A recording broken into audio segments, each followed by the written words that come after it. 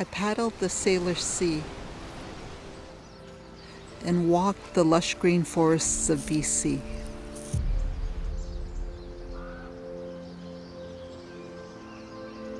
I went out into the forest to wait for it, even though I feared it. I wanted to make kin. And those days recounted will be why I smile in my later years.